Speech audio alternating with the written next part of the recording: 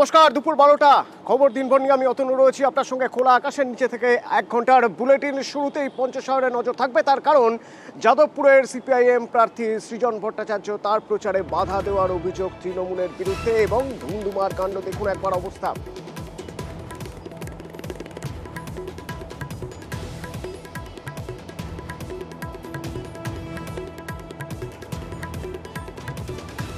সরাসরি ওখান থেকে রয়েছেন আমার প্রতিনিধি উজ্জ্বল। উজ্জ্বল, কি হয়েছে পঞ্চশহরে? দেখো, সিপিএম এর একটি মিছিল যেরকম ভাবে যাদবপুর লোকসভা কেন্দ্রের প্রার্থী সৃজন ভট্টাচার্যের সমর্থনে সেই প্রচার কর্মসূচি চলছিল। সেই সময় অভিযোগ যে তৃণমূলের সমর্থকরা তাদেরকে গোব্যাক স্লোগান দেয় এবং সেই নিয়ে দুপক্ষের মধ্যে বচসার সৃষ্টি হয়। ফলে খুব স্বাভাবিক সেখানে খুব উত্তেজনার সৃষ্টি হয়। এই ঘটনাকে কেন্দ্র করে পঞ্চশহর, শহীদনগর এইসব এলাকায় উত্তেজনা রয়েছে। তার কারণ আজকে সকালেই যে ঘটনাটা ঘটেছে এবং ঘটনার ফলে কিন্তু দুপক্ষের মধ্যে কিন্তু ব্যাপক বচসা হয় এবং তার ফলে কিন্তু এলাকায় উত্তেজনা রয়েছে। কিন্তু এই যে বচসা, উজ্জ্বল, এই যে বচসা, তৃণমূল কি মানছে যে তৃণমূল প্রচারে বাধা দিয়েছে বলে অভিযোগ করছে সিপিআইএম? সেটা কি তৃণমূল মানছে? মানছে না, তার কারণ দুপক্ষেরই প্রচার কর্মসূচি চলছে এবং যেহেতু নির্বাচন যত আসছে এখানে সেখানে কিন্তু উত্তেজনা বৃদ্ধি পাচ্ছে এবং এইখানেই কিন্তু একটা বিষয় যে দুপক্ষই বলছে তাদের প্রচার করতে পারবে এবং সেই কারণেই কিন্তু দুপক্ষের মধ্যে কিন্তু বচসা হয়েছে।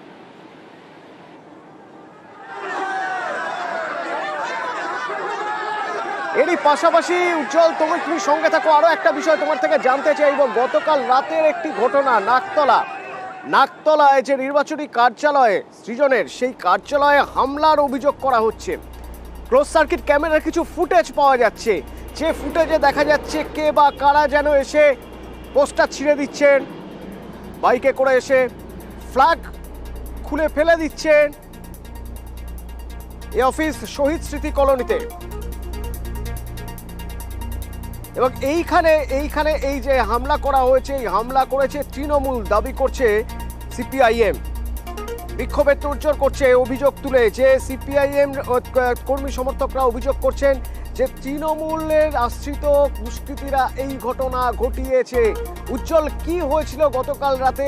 সিপিআইএম এর কি ভার্সন, ওই পার্টি অফিস সম্পর্কে কি বলছেন? কাল কখন এই ঘটনা ঘটে? গতকাল রাতে নির্বাচনী কার্যালয় নাকতলায়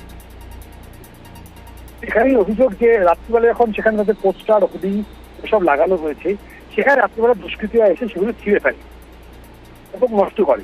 এখানে নির্বাচনী কার্যালয় যেগুলো রয়েছে একদম সেটা নির্বাচনী যে ক্ষেত্র তার মধ্যে এগুলো লাগানো থাকে, ফলে সেগুলো যখন করা হয় তখন সিসিটিভির যে ছবি, সেই সিসিটিভির ছবি দেখে সিপিএমের তরফ থেকে বলা হচ্ছে যে তৃণমূল কংগ্রেসের আশ্রিত দুষ্কৃতীরা এই কাজটি করেছে এবং তার জন্য এরা বিক্ষোভ প্রদর্শন করবে। কারণ দীর্ঘদিন ধরে কিন্তু এর আগেও বেশ কয়েকটি জায়গাতে সেই দেওয়াল লিখন বসানোর অভিযোগ তারা তুলেছিল।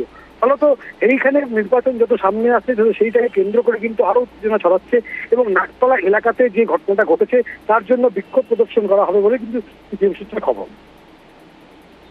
এই ঘটনার প্রসঙ্গে সুজন চক্রবর্তী কি বলছেন আমরা জানতে চেয়েছিলাম তার কাছ থেকে, যে কি ঘটনা ঘটেছে, তারা কি অভিযোগ করছেন।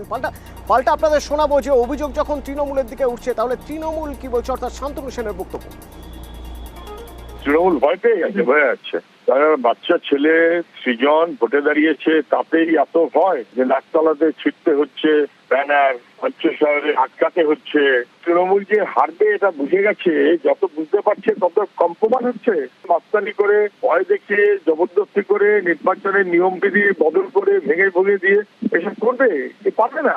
মানুষের রেজিস্ট্যান্সটা বাড়ছে, তাই ওরা ভয় পেয়ে এসব করছে। দেখুন, প্রথমত বলতে পারি এর সাথে তৃণমূল কংগ্রেসের কোনো যোগ নেই। স্থানীয় মানুষের স্বতঃস্ফূর্ত প্রতিবাদ হতে পারে, তার কারণ আপনাকে মাথায় রাখতে হবে, এখনো সিপিএম এর কাস্তে হাতুড়ি তারাটা দেখলে সাধারণ বাংলার মানুষের সেই 34 বছরের সন্ত্রাসের দিনগুলো মনে পড়ে যায়।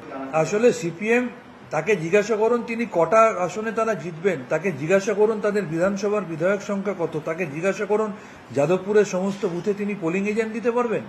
আসলে আগামী নির্বাচনে শোচনীয় অবস্থা বুঝতে পেরে, নির্বাচনে পোলিং এজেন্ট দিতে পারবেন না বুঝতে পেরে, হারের পদধ্বনি শুনতে পেয়ে তিনি আগে থেকে একটা এমন বাতাবরণ তৈরি করে রাজনীতিতে ভেসে থাকার চেষ্টা করছেন। বাস্তবটা এটাই, মানুষের রায় বিধানসভায় সিপিএম শূন্য হয়েছে, এই লোকসভাতেও সিপিএম যতই কংগ্রেসের সাথে হাত মেলাক বা আইএসএফ এর সাথে হাত মেলাক খাতা খুলতে পারবে না।